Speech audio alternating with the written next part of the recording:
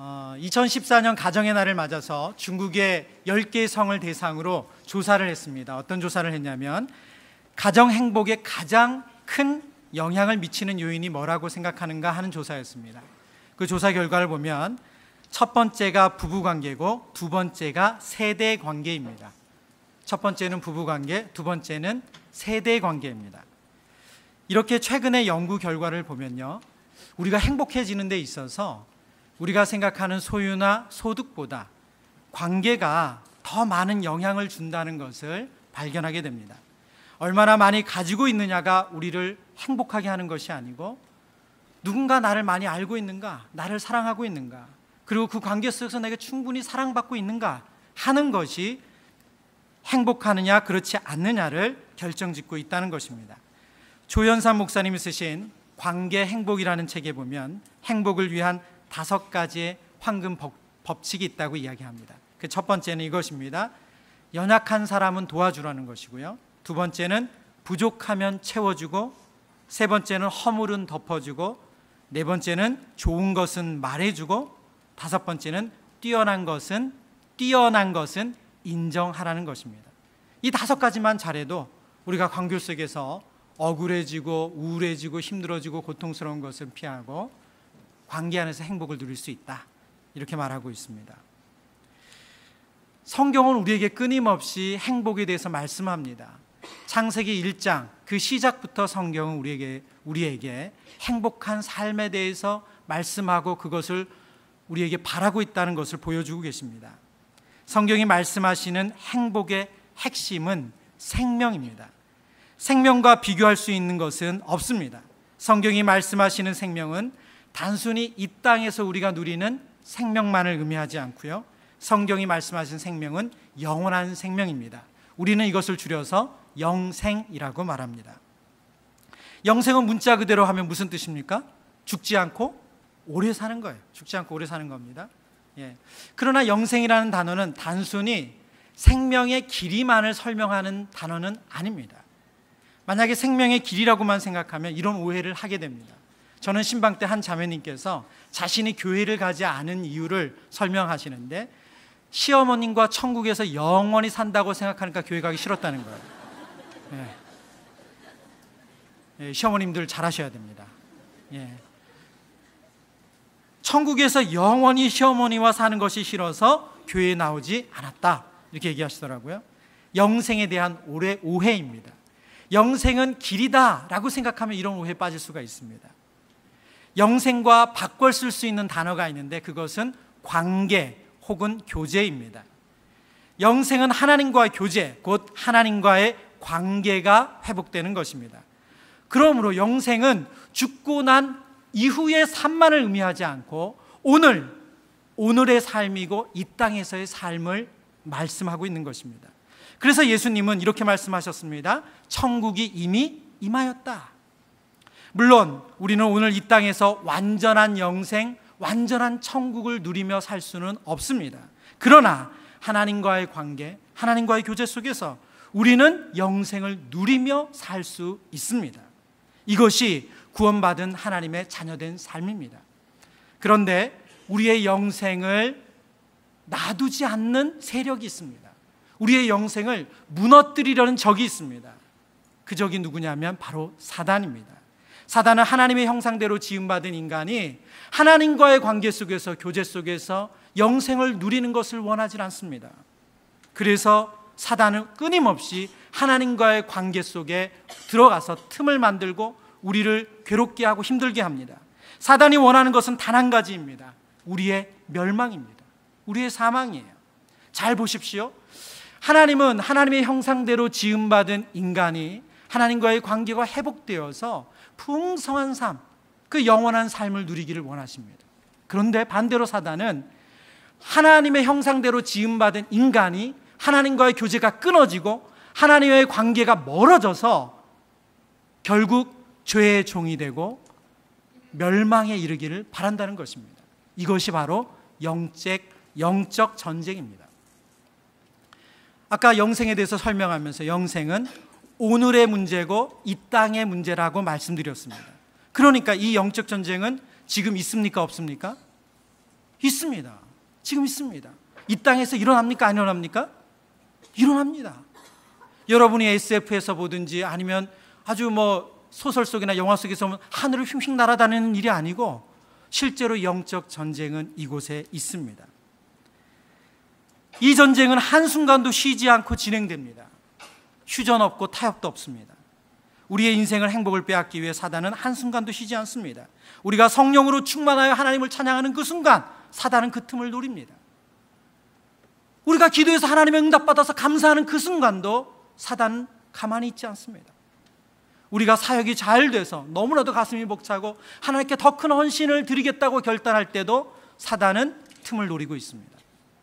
사단에게는 동정이란 없습니다. 사단은 우리가 사업의 실패로, 건강의 악화로, 부부관계의 문제로 너무나도 깊고 힘든 어두운 밤을 보낼 때 사단은 그때도 우리를 내버려 두지 않습니다. 우리를 긍휼히 여기지 않습니다. 동정하지 않습니다. 사단은 모든 때 모든 장소 모든 방법을 가리지 않고 우리의 마음속에서 하나님과 우리의 관계를 깨트리려고 합니다. 그리고 이 생각을 집어넣습니다. 너 하나님 자녀 아니야. 너 아무리 발버둥 쳐도 너 하나님 자녀답게 못 산다. 너 그렇게 사는데 너가 무슨 하나님 자녀야. 너 이렇게 안 되는 거 봐. 너 하나님 자녀 아니야. 혹은 이런 유의 일을 합니다. 그것은 무엇이냐면 하나님과의 관계가 바른 방법이 아닌 잘못된 방법으로 이어지도록 하는 것입니다. 예를 들면 이런 것입니다. 종교적 열심을 내는 것 내버려 둡니다. 봉사 열심히 해요.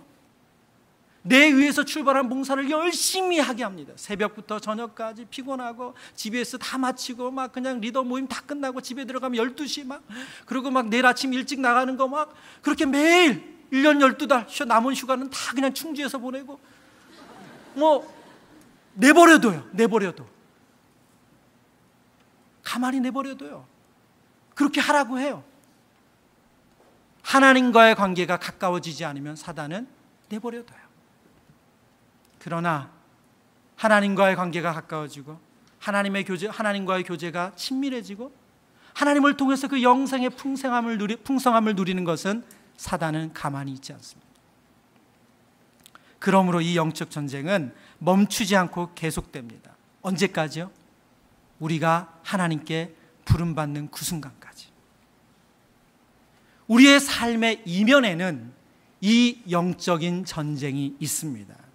우리의 인생이 성공을 달리던 실패를 달리던 그 뒷이면에는 사단은 우는 사자처럼 달려들어서 하나님과의 교제, 하나님과의 관계, 곧 우리가 누려야 될 그 영생을 방해한다는 것입니다. 그럼 어떻게 해야 될까요? 다 하고만 있어야 됩니까? 매일 혼란스럽게만 있어야 됩니까? 매일 억울해야 됩니까? 매일 교회에서 시험 받았다고 얘기해야 됩니까? 매일 GBS에서 상처받았다고 리더 바꿔달라고 해야 됩니까? 우리는 싸워야 됩니다. 누구랑? 사단과. 우리의 적과 싸워야 됩니다. 그리고 이겨야 합니다. 어떻게 이 영적 전쟁에서 승리할 수 있는가? 그 첫 번째는 성령의 검이 최선임을 확신하는 것입니다. 성령의 검이 최선임을 확신해야 돼요. 왜 성령의 검인가? 이것은 전쟁의 성격 때문에 그렇습니다. 우리가 하는 전쟁은 뭐라고요? 영적인 전쟁이에요. 혈과 육의 전쟁이 아닙니다. 우리는 눈에 보이는 전쟁을 하는 것이 아닙니다. 우리는 혈과 육을 가진 인간과 싸우는 게 아니에요. 그렇기 때문에 우리는 우리의 대상이 누군지를 잘 알아야 되고 그 대상에 맞는 무기를 가지고 있어야 됩니다. 우리의 적은 누구라고요? 사단이에요. 근데 이 사단, 마귀, 귀신 이것이 좀 우리는 헷갈립니다. 어디는 사단이라고 나왔다가 어디는 귀신이라 나왔다가 마귀라 나왔다가 이것을 좀 정리하고 가겠습니다. 하심대학교의 조직신학 교수인 이승구 교수님이 이것을 이렇게 정리하고 있습니다. 원수 또는 대적자라는 일반적인 의미를 지닌 사단이라는 말이 점차 고유명사화되면서 이것이 사단, 그 대적자라는 뜻을 가진 사단으로 만들어졌다는 것입니다.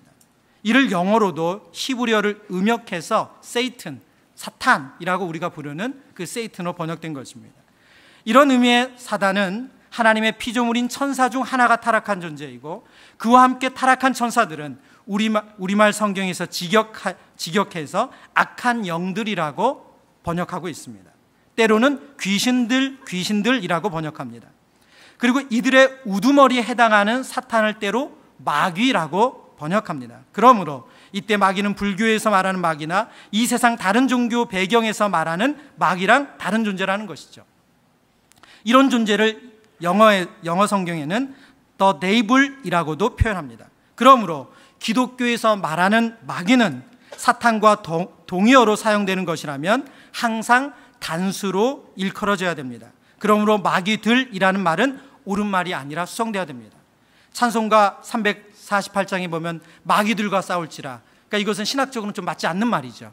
마귀와 싸울지라, 그게 더 정확한 말입니다.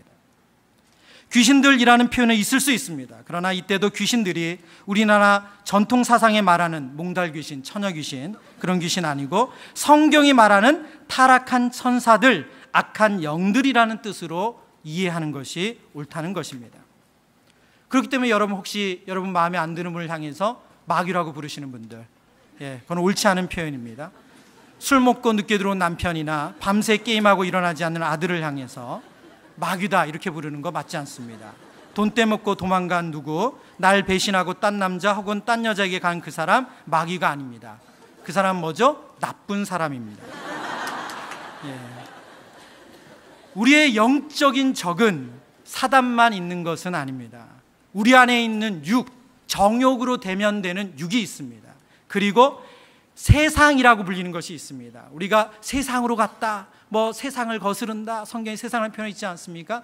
그 세상은 하나님 없는 질서 체계를 일컫습니다. 그래서 우리에겐 세 원수가 있습니다. 하나는 사단 혹은 마귀고요, 두 번째는 육, 정욕으로 대변되는 육, 세 번째는 세상입니다. 우리의 영적인 싸움의 대상은 이 세 가지입니다. 그러면 영적인 전쟁이 이루어지는 그 장소는 어디인가? 다른 곳이 아니라 바로 우리의 마음입니다. 만약 우리가 이 전쟁에 승리하기 위해서 눈에 보이는 칼 혹은 다른 무기를 가지려고 한다면 그것은 아무 소용없는 짓입니다. 적은 칼로 제압되지 않습니다. 적은 우리가 가지고 있는 물리적인 힘으로 제압되지 않습니다. 그렇기 때문에 사단을 대적할 수 있는 무기는 바로 성령의 검, 하나님의 말씀밖에 없습니다. 사단은 혈과 육을 가진 인간의 약점을 너무나도 잘 압니다. 저와 여러분을 아주 우습게 봐요. 졸로 봅니다. 저와 여러분이 아무리 결심하고 있어 눈물 흘리고 막 콧물 쏟고 막 이래도 나가면서 싸울 거 다 합니다. 그리고 막 여기서 뭔가 열심히 적지만 다시 안 볼 것도 알아요. 사단은 저희를 너무 잘 알아요. 그러나 사단에게 약점이 있습니다. 그것은 바로 하나님이십니다. 사단이 두려워하는 것은 오직 하나님입니다. 그래서 사단은 하나님 말씀 앞에서는 꼼짝을 못합니다. 하나님의 말씀은 곧 하나님이시기 때문입니다. 성령의 검, 곧 하나님의 말씀만이 하나님께서 우리에게 주신 유일한 공격 무기라는 것을 우리는 확신해야 됩니다. 이사야 11장 4절 5절의 말씀입니다. 그 입술의 막대기로 세상을 치며 그 입술의 기운으로 악인을 죽일 것이며, 데살로니가 후서 2장 8절의 말씀입니다. 주 예수께서 그 입의 기운으로 그를 죽이고 강림하여 나타내심으로 패하시리라. 우리의 적인 사단을 죽이고 패하는 것은 바로 우리 주님의 입에서 나오는 말씀이라고 성경은 이야기하고 있습니다. 근데 왜 성경은 하나님의 말씀을 성령의 검이라고 표현했을까요? 성령의 검. 여러분, 예수님의 검도 되고 믿음의 검도 되지 않습니까?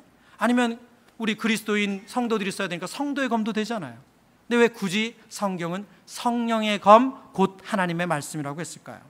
그것은 성령의 도우심 없이 우리는 하나님의 말씀을 깨달을 수도 없고 알 수도 없기 때문에 그렇습니다. 고린도전서 2장의 말씀, 좀 중요한 말씀이어서 함께 한 목소리로 읽도록 하겠습니다. 시작. 오직 하나님이 성령으로 이것을 우리에게 보이셨으니 성령은 모든 것 곧 하나님의 깊은 것까지도 통달하시느니라. 사람의 일을 사람의 속에 있는 영 외에 누가 알리요? 이와 같이 하나님의 일도 하나님의 영 외에는 아무도 알지 못하느니라. 우리가 세상의 영을 받지 아니하고 오직 하나님으로부터 온 영을 받았으니 이는 우리로 하여금 하나님께서 우리에게 은혜로 주신 것들을 알게 하려 하심이라. 우리가 이것을 말하거니와 사람의 지혜가 가르친 말로 아니하고 오직 성령께서 가르친 것으로 하니 영적인 일은 영적인 것으로 분별하느니라. 아멘. 성령의 검이라고 하는 것은 성령께서 우리에게 그때그때 주시는 말씀이 아닙니다. 사단이 우리 삶을 공격해서 우리가 피 흘리고 있을 때 우리는 그때 성령님을 통해서 이전에 듣지도 보지도 못한 음성을 듣거나 그런 것을 기대하는 것이 아닙니다. 하나님의 영이신 성령께서는 이미 기록된 성경 66권의 하나님 말씀, 하나님께서 이미 우리에게 주신 약속의 말씀을 생각나게 하시고 깨닫게 하시고, 그리고 그 말씀의 능력을 의지해서 영적인 일은 영적인 것으로 분별할 수 있도록 돕는다, 그렇게 말씀하고 있는 것입니다. 우리는 이것을 통해 사단의 공격을 막아내고 사단을 무너뜨리는 것입니다. 우리가 눈으로 읽고 듣고 그리고 우리가 공부한다고 해서 그것이 하나님의 말씀을 안다라고 생각하는 건 참 어렵습니다. 어떤 분들은 성경을 문학책으로 보는 분이 있습니다.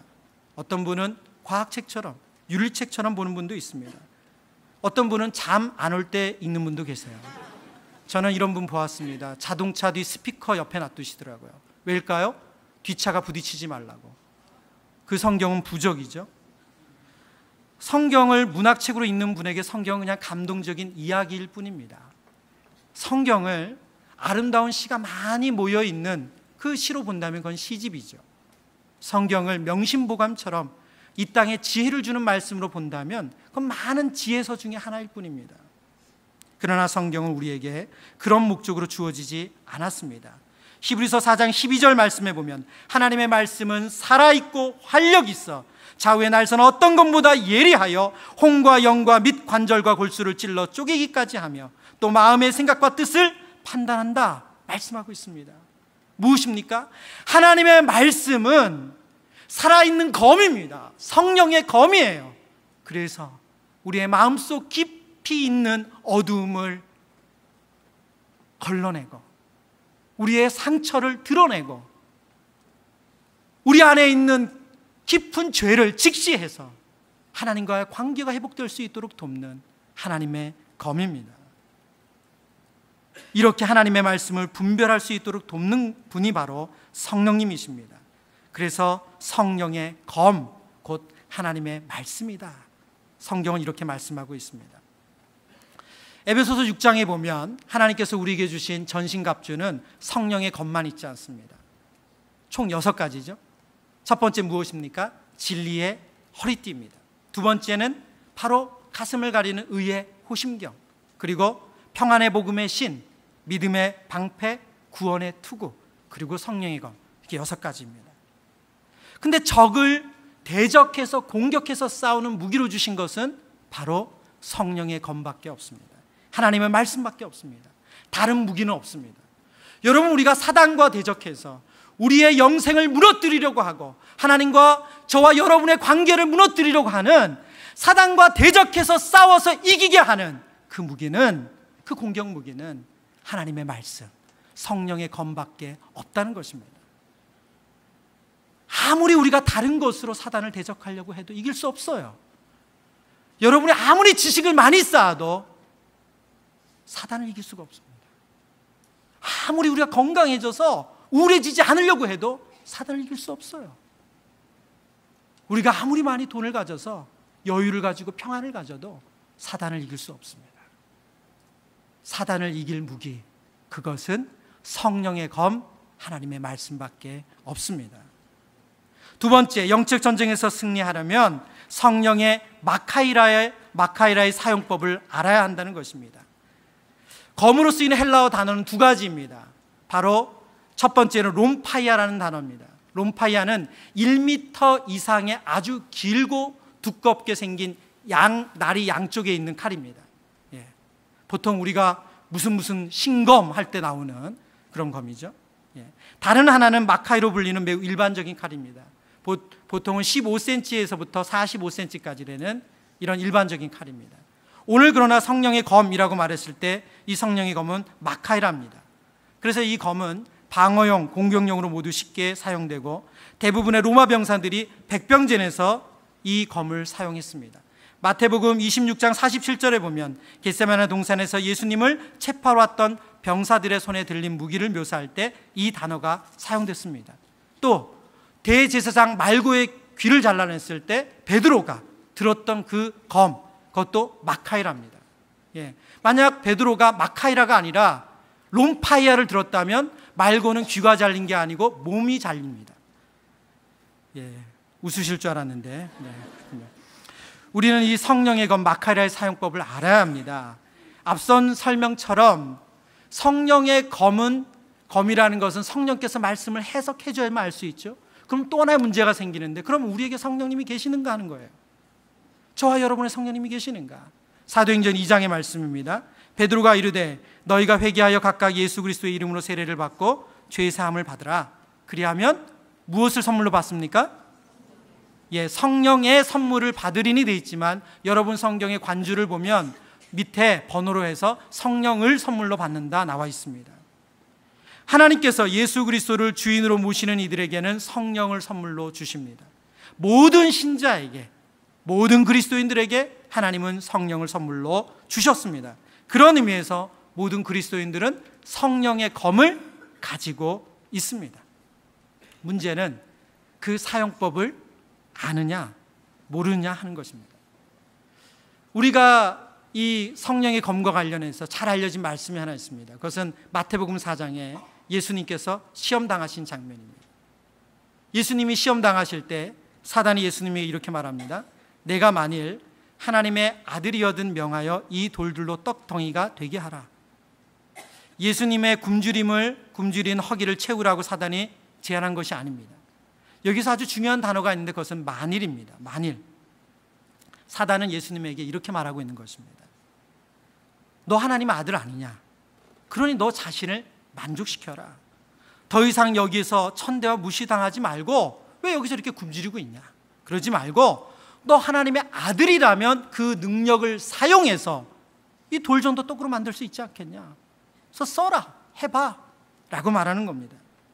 예수님은 그 시험의 목적이 무엇인지 정확하게 알고 계셨습니다. 그것은 하나님을 더 이상 의뢰하지 말라는 말입니다. 자신의 힘과 권세로 자신의 필요를 채우라고 예수님께 종용하는 것입니다. 예수님의 대답은 구약 성경 신명기에 기록한 말씀이었습니다. 사람이 떡으로만 살 것이 아니요 하나님의 입으로 나오는 모든 말씀으로 살 것이다. 예수님은 똑같이 신명기 말씀으로 사단의 3번의 똑같은 공격을 다 이기셨습니다. 사단은 패배했어요. 사단이 패배한 이유가 뭡니까? 사단이 패배한 이유가 뭡니까? 예수님이 가지고 있는 능력 때문입니까? 예수님이 가지고 있는 권세 때문입니까? 사단이 패배한 이유가 뭐죠? 하나님의 말씀이에요. 예수님이 가지고 계셨던 것은 성령의 검 하나님의 말씀이에요. 다른 것이 아닙니다. 어떤 분들은 이 본문을 보면서 예수님은 신명기밖에 모르셨다고 오해하는 분들도 계신데 그렇지 않습니다. 예수님은 각 상황에 맞게 모든 말씀을 사용하시는 분입니다.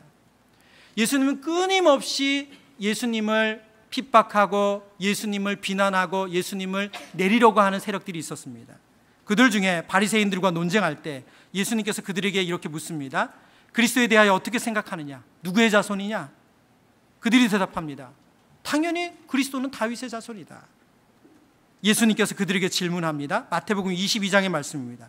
이르시되 그러면 다윗이 성령에 감동이 되어 어찌 그리스도를 주라 칭하여 말하되 주께서 내 주께서 이르시되 내가 내 원수의 내 발 아래 둘 때까지 내 우편에 앉아 있으라 하셨도다 하였느냐? 다윗이 그리스도를 주라 칭하였은즉 어찌 그의 자손이 되겠느냐 하시니 말 한마디도 능히 대답하는 자가 없고 그날부터 감히 그에게 묻는 자도 없더라 말하고 있습니다. 시편의 말씀으로 끊임없이 하나님의 아들인 것에 대해서 공격하는, 그래서 예수님의 신성을 무너뜨리려고 하는 그들을 향해서 예수님께서 말씀으로 그들의 입을 봉하셨어요. 여러분, 하나님께서 성령의 마카이라를 우리에게 주셨습니다. 우리도 예수님처럼 그 성령의 마카이라를 구체적으로 사용할 줄 알아야 됩니다. 구체적으로 사용하려면 어떻게 됩니까? 바로 우리 손에 들려진 이 하나님의 말씀을 구체적으로 알아야 됩니다. 저는 여기서 여러분에게 다 쪽지를 돌리고 시험을 보고 싶어요. 쪽지 시험. 그래서 쪽지 시험 대신에 퀴즈를 준비했습니다. 우리 지금 퀴즈를 좀 보겠습니다. 10초를 드립니다. 여러분, 8개, 우리의 신앙생활에 있어서 아주 중요한 8개 성경 구절입니다. 연결을 해보시길 바랍니다. 10초 드리겠습니다. 10계명은 좀 쉽죠. 뭐 출애굽기에 나와 있는 것 같고. 네, 더 오랜 시간을 들면 시험에 드는 분들이 계시기 때문에 정답을 보도록 하겠습니다.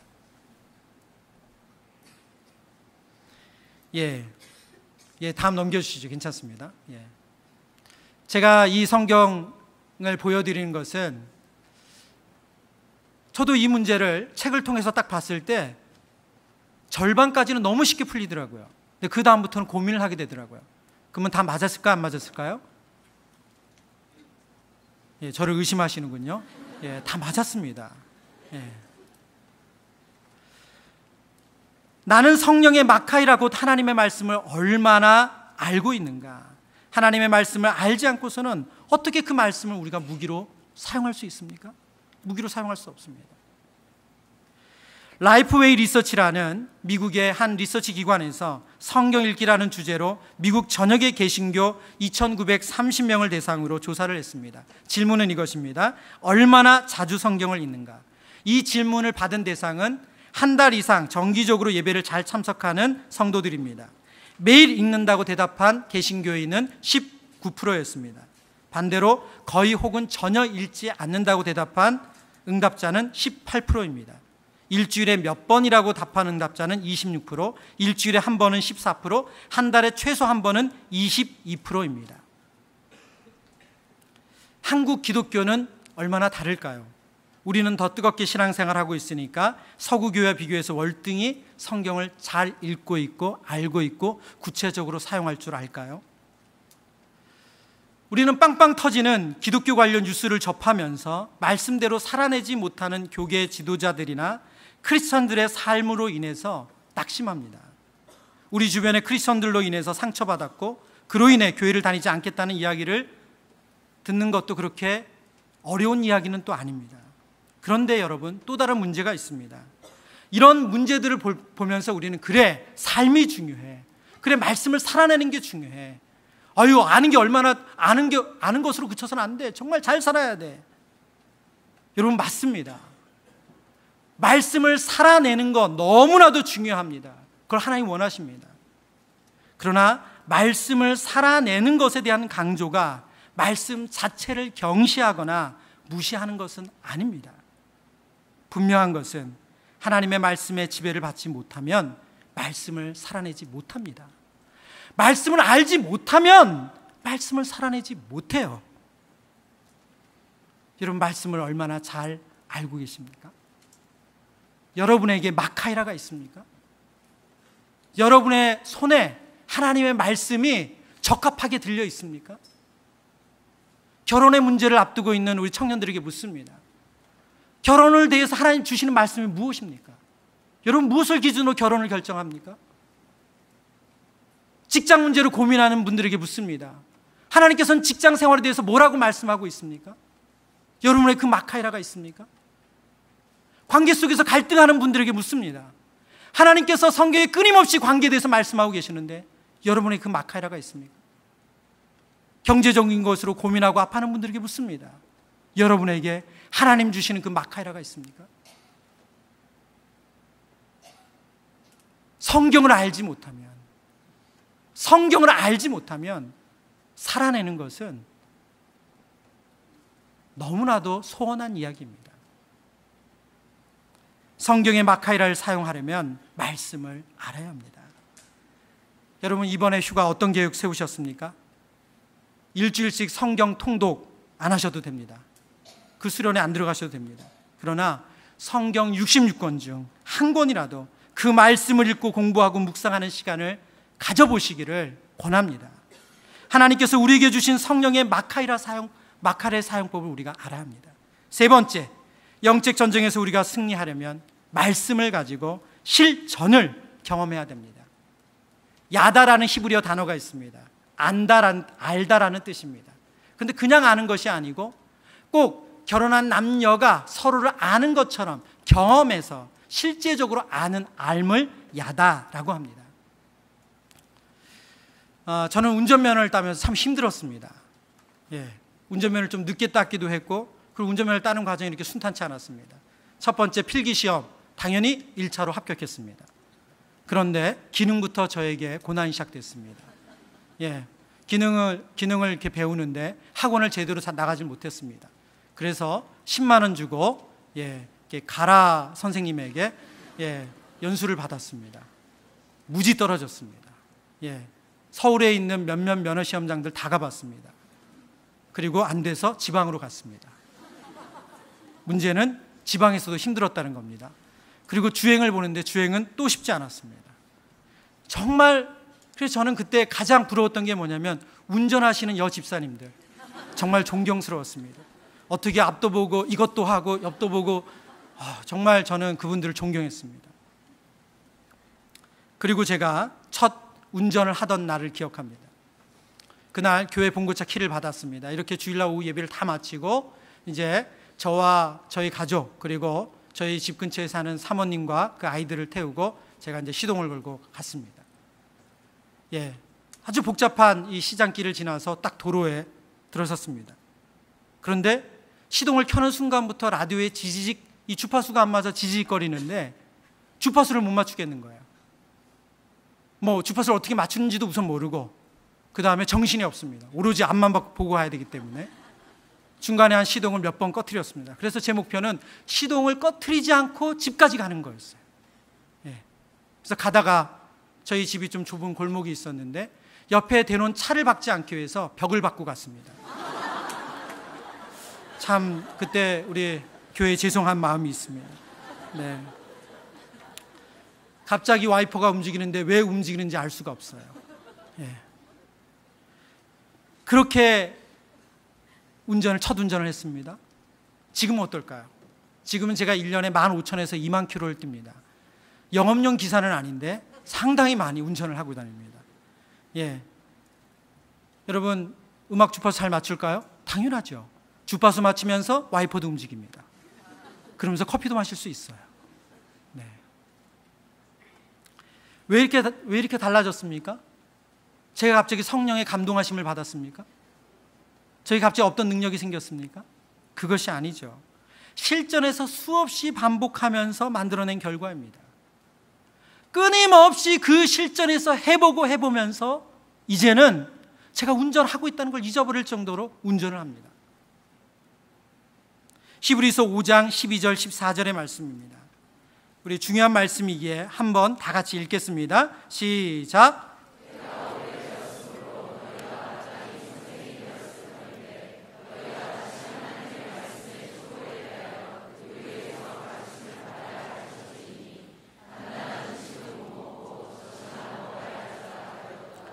이는 젖을 먹는 자마다 어린아이니 의의 말씀을 경험하지 못한 자요, 단단한 음식은 장성한 자의 것이니 그들은 지각을 사용함으로 연단을 받아 선악을 분별하는 자들이니라. 하나님께서는 우리가 장성한 자 되길 바란다, 젖먹이 되길 원하지 않는다 말씀하십니다. 그러면 장성한 자와 젖먹이를 구분하는 방법은 뭡니까? 바로 의의 말씀을 경험하고 그렇지 않음의 차이라고 말합니다. 이 경험이라는 단어로 바꿔 쓸 수 있는 게 순종입니다. 하나님께서는 우리에게 주신 말씀을 순종하기까지 우리는 그것을 아직 알지 못한 것이다 말씀하고 있는 것입니다. 의의 말씀을 경험하지 못했다는 것입니다. 순종을 통해 하나님의 말씀을 자신의 것으로 소유한 사람은 깊습니다. 얇지 않습니다. 머리로만, 잠시 가슴으로만 뜨거운 사람과 삶의 깊이가 다릅니다. 말씀을 순종함으로 배우지 않을 때 히브리서 5장의 말씀처럼 선악간의 분별을 하지 못합니다. 그래서 삶이 혼란스러운 것입니다. 우왕좌왕할 수밖에 없습니다. 예배도 드리고 큐티도 매일 하고 성경도 있는데 내 마음은 갈피를 잡지 못해요. 하나님 뜻이 뭔지 잘 모르겠어요. 나는 예배를 통해 듣는 말씀으로 가슴이 뜨거워지기도 하고 기도하며 눈물도 흘리고 종종 좋은 말씀을 들으며 지혜도 얻는데 왜 얼마 못 가고 깊이 낙심합니까? 우리가 그럴 때 내가 하나님의 말씀에 순종하고 있는가? 내가 의의 말씀을 경험하고 있는가? 물어야 됩니다. 하나님의 말씀에 순종을 통해서 우리는 장성한 자가 되는 것입니다. 근데 어떻게 이것이 한 번에 되겠습니까? 그렇게 쉽게 되겠습니까? 제가 앞서 설명드린 운전처럼 어떻게 하루아침에 그렇게 익숙해지겠습니까? 끊임없는 반복, 끊임없는 실패와 일어섬을 통해서 우리는 바로 하나님의 말씀이 진리라는 것을 깨닫게 됩니다. 그래, 맞아. 하나님 말씀이 이 뜻이었어. 그래, 맞아. 하나님 내게 원하시는 것이 이거였어. 라는 것을 우리는 알게 됩니다. 그렇게 하나님의 말씀, 그 성령의 마카이라를 우리 손에 들려지게 된다는 것입니다. 하나님께서는 정말 우리가 행복하기를 원하십니다. 여러분, 행복하려면 어떻게 됩니까? 바로 영생, 하나님과의 관계, 하나님과의 교제, 그 풍성함을 누리고 있어야 됩니다. 그러나 문제는 뭐라고요? 사단이 그것을 가만히 내버려두지 않아요. 사단은 저와 여러분 잘 되는 거 바라지 않아요. 어떻게든 무너뜨리길 원한다는 게 문제입니다. 어떻게 될까요? 우리가 무장을 해야 돼요. 준비가 되어 있어야 돼요. 무엇으로요? 하나님의 전신갑주로요. 무엇으로요? 하나님이 우리에게 주신 성령의 마카이라, 그 검을 들고 우리가 싸울 준비가 되어 있어야 합니다. 얼마 전 새가족 강의를 들었던 한 성도님이 게시판에, 은혜 나눔 게시판에 이런 글을 올렸습니다.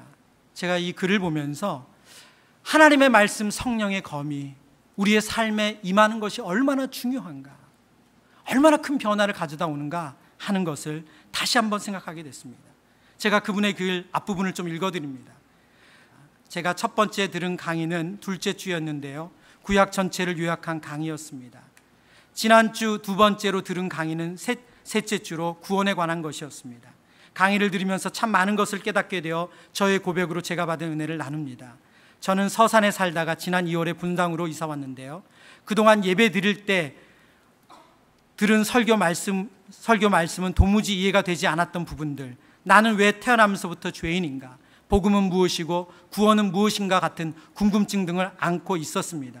그동안 축복은 무엇인지 설교 말씀을 들을 때마다 마음속의 비판의 욕구가 치솟았습니다. 왜냐하면요, 저는 결혼하고 엄마가 되었을 때 내 아이를 사랑하는 아이, 사랑할 줄 아는 아이로 키우려면 어떻게 해야 하나, 좋은 엄마가 되고 싶어서 아이와 함께 동화를 읽으며 늦깎이 공부를 하였습니다. 그 공부는 저를 MBC 창작 동화 대상을 수상해서 동화 작가가 되게 하였고, 동화 작가는 특기자로 대학에 들어가 4년 동안 창작 공부를 할 수 있게 되었습니다. 이후 석사 2년, 박사 5년을 마치고 10년 넘게 대학 강단에 서게 되었습니다. 이분의 이 삶까지는 큰 문제가 없습니다. 그러나 그때부터 이분의 삶이 어려워집니다. 남편이 하시던 사업이 실패했습니다. 실패도 계속 반복이 되는 겁니다. 이분이 이런 표현을 썼습니다. 바닥까지 내려갔구나 싶으면 맨홀로 이어지고, 맨홀이 끝인가 싶으면 B1, B2, B3로 이어졌습니다. 끝도 모르게 형편없이 망가지는 남편은 저희 가족을 거리로 나앉게 하였고 저를 빚쟁이로 만들었습니다. 근데 더 충격적인 것은 이 가정이 이렇게 큰 어려움을 겪으면서 남편도 암 환자가 되었고 아내도 암 환자가 되었다는 것입니다. 남편은 이 경제적인 짐을 이기지 못해서 구강암이 왔습니다. 그래서 턱의 한쪽을 잘라내셨어요. 그동안 아내는 어쩔 수 없이 남편이 일을 할 수 없기 때문에 자신이 억척스럽게 강의를 하고 학생들을 가르치면서 돈을 모으고 그리고 아이를 공부시켜야 됐고 그렇게 집을 유지해야 됐습니다.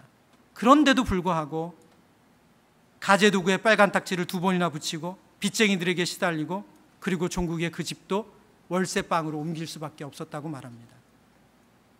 그런데 이분이 교회에서 듣는 설교 말씀은 축복이라는 거예요.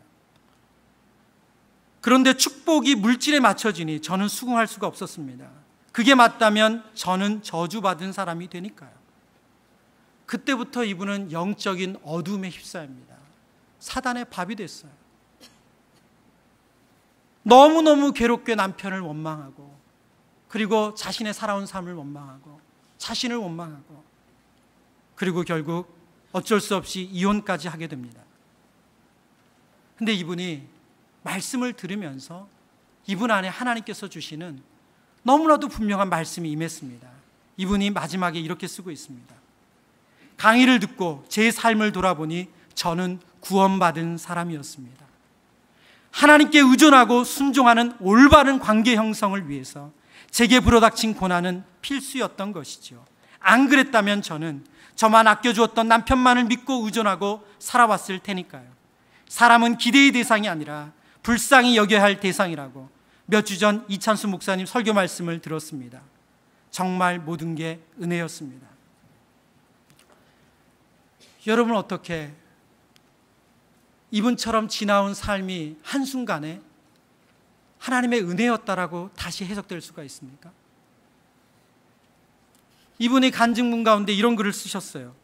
이럴 줄 알았다면 아프다고 그렇게 아우성치지 않았을 텐데, 남편을 원망하고 증오하며 배반을 꿈꾸지 않았을 텐데 몰랐습니다. 최송아 씨만큼도 저는 그분의 놀라운 계획을 저는 알지 못했습니다. 여러분, 왜 몰랐습니까? 하나님이 우리에게 주신 마카이라, 우리의 삶을 해석할 수 있는 마카이라, 영적인 공격을 막아낼 수 있는 마카이라, 그 검이 없으니까 당할 수밖에 없는 거예요. 그 고통 가운데 울며 원망하며 저주하며 살 수밖에 없는 거예요. 근데 그분이 하나님이 주신 마카이라, 그 하나님의 말씀이 임하니까 완전히 달라졌어요. 오늘 새가족 강의 후에 그분을 만났습니다. 근데 그분이 말씀하시는 거예요. 목사님, 얼굴 표정이 완전히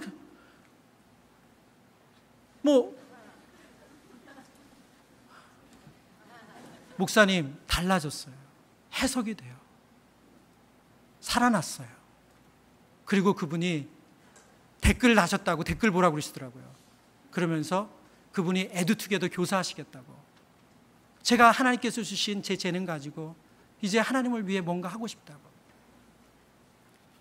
여러분, 사단은 우리를 가만 놔두지 않습니다. 싸워야 됩니다. 이겨야 됩니다.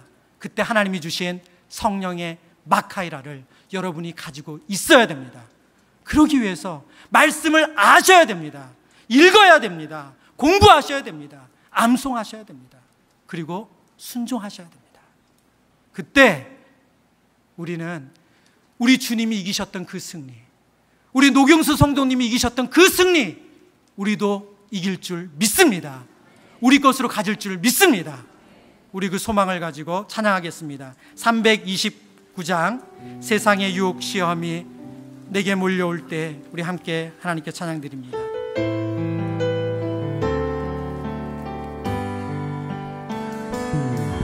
세상의 유혹 시험이 내게 몰려올 때에 나의 힘으로 그것들 모두 이길 수 없네. 거대한 폭풍 가운데, 거대한 폭풍 가운데 위축된 나의 영혼, 어찌할 바를 몰라 헤매이고 있을 때 주를 찬양, 주를 찬양, 손을 들고 찬양. 전쟁은 나에게 속한 것 아니니, 하나님의 말씀을 들고 나아갑니다.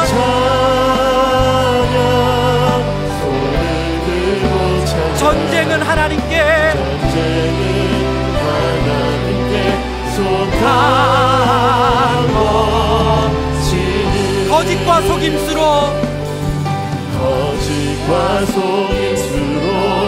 가득 찬 세상에서 어디로 갈지 몰라 머뭇거리고 있네. 지금도 우리 실패와 절망으로 넘어뜨리려 하네. 이길 수 있습니다. 하나님의 말씀을 들고 이길 수 있습니다. 찬양 손을 들고 찬양 전쟁은 나에게 속한 건 아니니 주 찬양 손을 들고 찬양 전쟁은 하나님께 속한 것 보라 하나님 구원을 하나님 구원을 보라 하나님 능력을 하나님 능력 너희를 위해서 싸우시는 주의 손을 보라 주의 손을 보라 하나님 구원을 하나님 구원을 하나님 능력을 하나님 능력을 우리를 위해서 싸우십니다. 싸우시는 주의 손을 보라. 이 시간에 기도하기를 원합니다. 여러분 어떤 영적인 전쟁 가운데 있습니까? 여러분 어떤 것으로 낙심하고 어떤 것으로 혼란스러워하고 어떤 것으로 여러분의 삶이 뒤죽박죽입니까? 하나님의 말씀의 검, 성령의 검, 주님 저에게 마카이라를 주십시오. 주님 하나님의 말씀을 주십시오. 아버지 그 검이면 제가 이길 수 있음을 믿습니다. 사단의 그 어떠한 공격도 무너뜨릴 수 있는 줄 믿습니다. 주님 제 인생 가운데 하나님의 말씀을 주십시오. 주님 저에게 찾아와 주십시오. 우리 이 시간 함께 기도하며 나아갑니다. 사랑하는 주님, 아버지 우리 사랑하는 성도들을 위해 기도합니다.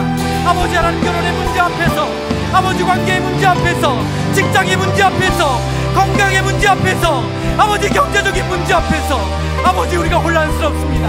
아버지 우리가 실패하는 것 같고 우리가 뒤처지는 것 같고 우리가 무너지는 것 같고 아버지 뒤죽박죽인 것 같습니다. 아버지 영적 전쟁 가운데 아버지 하나님께서 이기셨던 것처럼 예수 그리스도께서 이기셨던 것처럼 믿음의 선배들이 이기셨던 것처럼 아버지 우리도 하나님께서 우리에게 주신 성령의 마카이라를 들고 아버지 나아가 이기기를 원합니다. 아버지 하나님의 말씀을 우리에게 허락하여 주옵소서.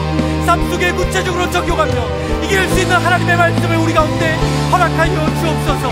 아버지 우리 사랑하는 성도들이 이번 여름 아버지 다른 어떤 것에 우리의 마음의 열정을 가진 것이 아니라 하나님의 말씀을 붙잡을 수 있도록 도와주옵소서. 아버지 하나님의 말씀을 온전히 깨닫고 그 말씀 가운데 거할 수 있도록 주님 도와주옵소서. 아버지 하나님 그 말씀을 통해서 주님이 주시는 능력을, 주님이 주시는 소망을, 주님이 주시는 그 힘을 경험할 수 있도록 주님 도와주옵소서.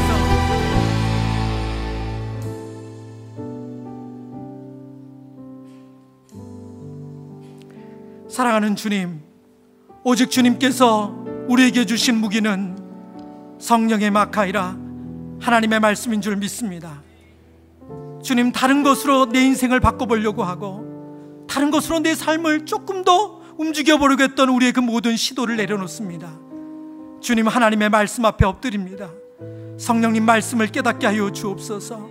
성령님 말씀을 밝히 보여 주옵소서. 우리의 뒤죽박죽인 우리의 인생 가운데 찾아오셔서 말씀으로 우리가 가야 할 길을 알려 주옵소서. 주님, 우리가 하나님이 주시는 그 마카이라를 가질 수 있도록 주님 도와 주옵소서. 살아계신 예수님의 이름으로 기도드립니다. 우리 다 같이 자리에 일어나서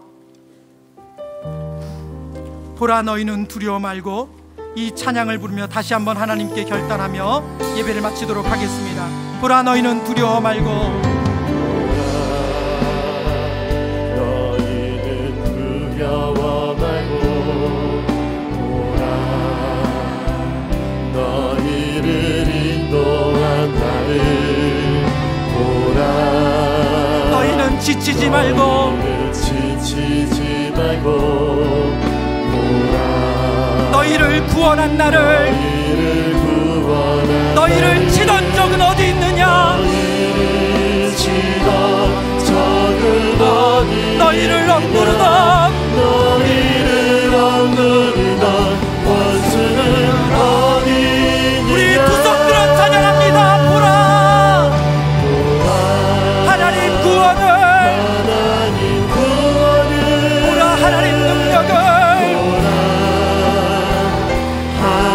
주님